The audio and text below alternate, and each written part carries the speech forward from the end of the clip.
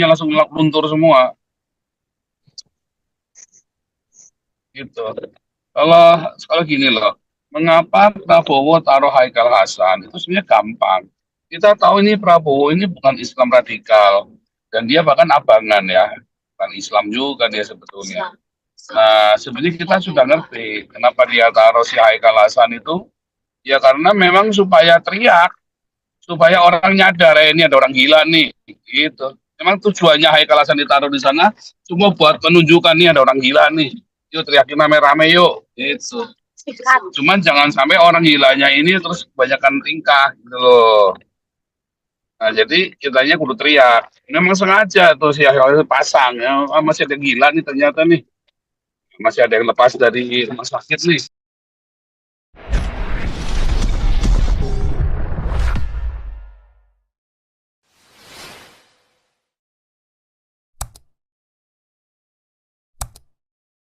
Ini kalau Ya, langsung aja nih, kalau kita bicara soal sertifikat halal, sebenarnya ini saya udah pernah singgung loh di Zoom ini, saya udah pernah singgung, ya ada masih. udah Cuma kan cukup waktu itu lama kan saya kita belum singgung. belum belum ini belum concern. Kita masih nunggu. Ini kan sudah ada pernyataan dari Haikal Hasan.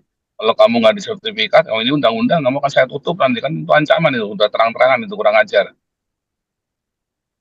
Ya, ini juga apa dari Ade Armando, ya itu saya juga dapat info. Kelihatannya sebenar. Jadi masalah sertifikat halal ini sudah dimulai dari 2014 sebelum Jokowi menjadi presiden. Jadi di zamannya SBY keluar eh, undang-undang sertifikasi halal. Lalu ditunda, itu masih bisa ditunda 10 tahun. Jadi 2024 itu harus mau tidak mau itu harus berlaku karena itu bunyinya undang-undang. Tapi sebelum Jokowi turun, ini udah ditunda lagi sama Jokowi. Jadi berlakunya bisa di 2026. Itu udah harus berlaku sesuai undang-undang. Dan di sini kalau saya lihat Prabowo meletakkan Haikal Hasan menjadi Menteri PPJH kalau nggak salah namanya, yang mengenai produk halal. Itu benar, sangat benar. Kenapa? Karena Haikal Hasan ini menjadi toa, suaranya kemana-mana. Baru kita semuanya baru mau memperhatikan. Padahal dulu itu udah lama sertifikat itu ada, tapi gak ada yang mau memperhatikan. Semuanya semuanya cuek gitu loh. Nah, sekarang dikasih toa yang gede nih, baru semuanya kan kepanasan kan. Wah, ternyata begini, ternyata begitu karena ada toa yang besar ini. Jadi saya lihat itu di situ. Tinggal kita bagaimana menyikapinya.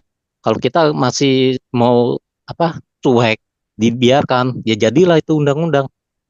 Sedangkan kita juga harus tahu undang-undang itu nggak bisa kalau kita bilang, oh Prabowo mau apa membatalkan undang-undang itu, tidak bisa karena harus ada DPR juga. Jadi Prabowo dengan DPR yang membatalkan satu undang-undang itu, nggak bisa hanya presiden karena yang berhak membuat undang-undang itu adalah DPR. Presiden hanya bisa mengusulkan, DPR yang mengesahkan. Demikian juga dengan kalau mau dibatalin harus DPR. Presiden hanya bisa mengusulkan, DPR yang membatalkan. Itu masalahnya.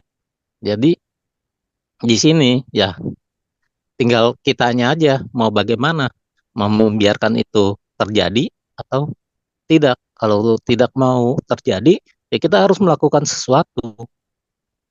Semisal meminta DPR mencabut undang-undang tersebut seperti kayak begitu. Itu mengenai sertifikat. Terus mengenai yang lainnya, yang saya lihat, yang saya dengar selama ini, kan banyak akan ada tuh yang narasinya, oh bubarkan MUI, inilah itu semua segala macam. Pertanyaannya cuma satu, apabila itu dipaksakan dibubarkan, apa yang akan terjadi? Kalau perkiraan saya itu akan terjadi keributan yang sangat-sangat besar. Mungkin sama besarnya seperti 65. Bahkan mungkin lebih besar karena jumlah penduduknya lebih besar saat ini. Itu bisa lebih besar. Satu-satunya jalan adalah apa? Dukunglah apologet, perbanyak apologet agar lebih banyak orang lagi sadar. Kita bisa ngelihat apalagi apa di TikTok itu apologet itu ya apologet yang istilahnya bersertifikat dengan tidak bersertifikat banyak denominasi, ada yang kita bilang ngaco lah apa segala macam, itu nggak penting, semua itu nggak penting. Yang penting itu sekarang adalah bagaimana orang-orang Indonesia ini yang kebanyakan itu mereka logikanya bisa jalan, pikirannya bisa terbuka.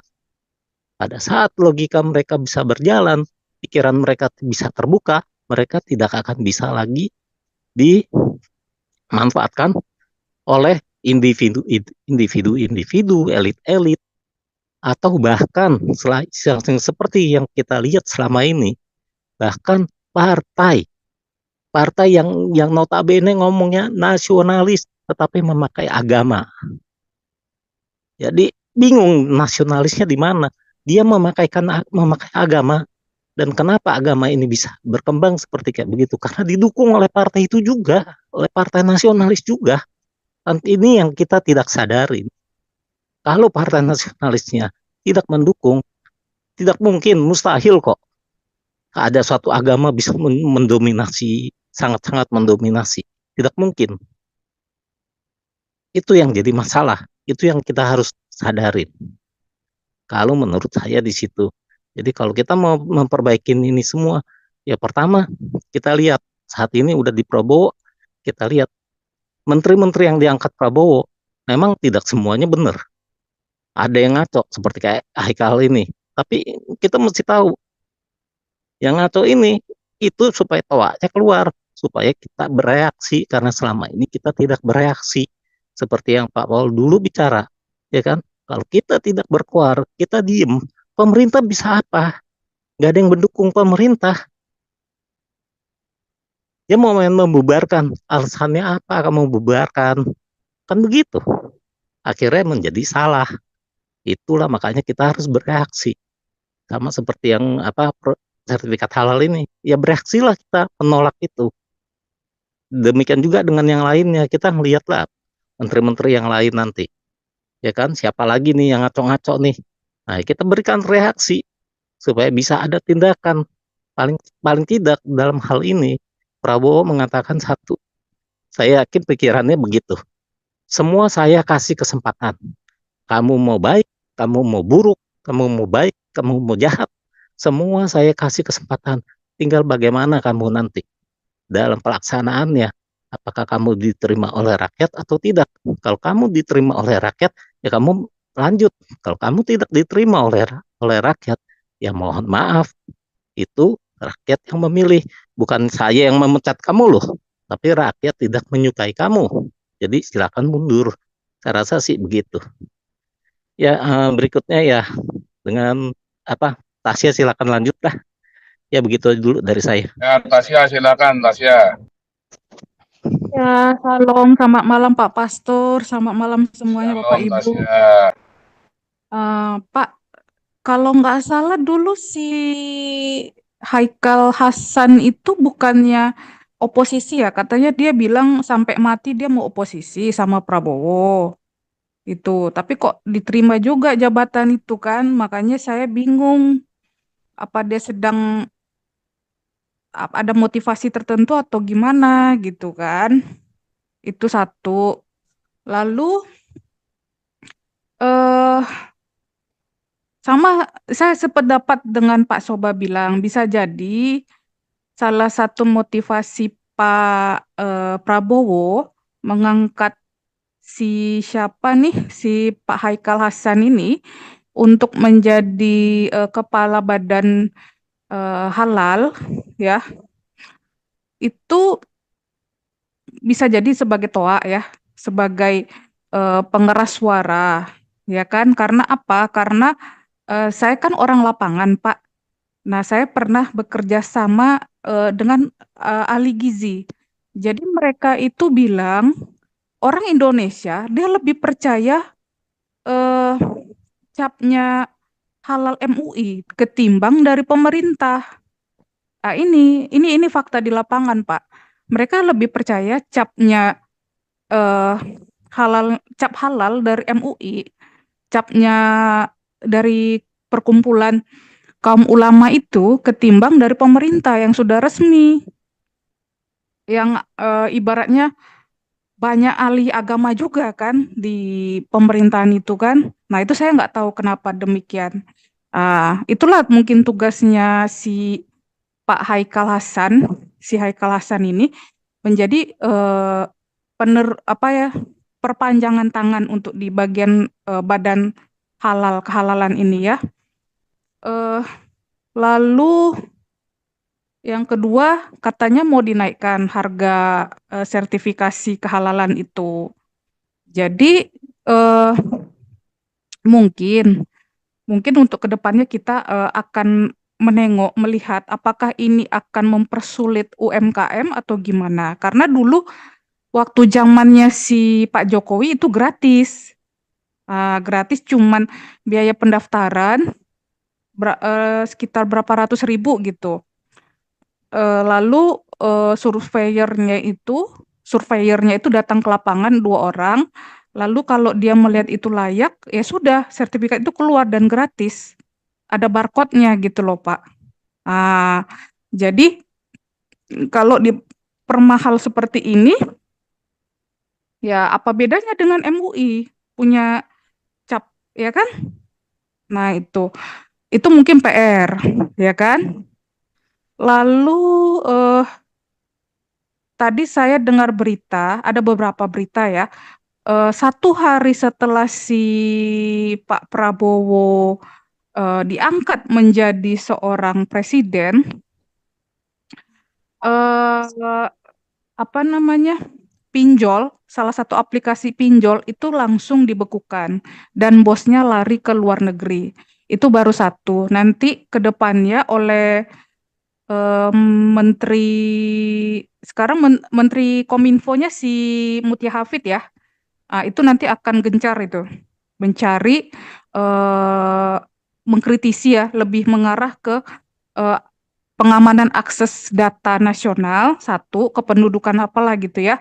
Itu satu. Yang kedua, memberantas pinjol dan memberantas judol. Nah, itu dulu, 3 itu katanya, kata beliau untuk 1 tahun pertama ini. Mungkin 1 semester pertama inilah itu. Fokusnya ketiga itu. Jadi siap-siap aja yang pinjol dan judol itu ya, ditutup aplikasinya itu. Karena udah terbukti 1 hari setelah itu satu aplikasi pinjol itu ditutup dan bosnya lari ke luar negeri. Lalu tadi saya lihat ada berita mengatakan bahwa IKN akan dijadikan Twin City. Nah, eh, saya bingung sih, Twin City di sini kenapa jaraknya jauh ya Pak ya? Karena saya melihat Twin City di negara lain, contoh lah ya, contoh dekatnya mungkin Malaysia ya. Itu kan Putrajaya sama satu lagi Kuala Lumpur itu kan jaraknya cuma 30 menit saja, Pak. Uh, Twin City di negara lain pun, contohnya Den Haag sama Amsterdam, itu kan dekat juga, Pak. Paling berapa jam aja kan? Paling 2 jam gitu ya, Pak ya.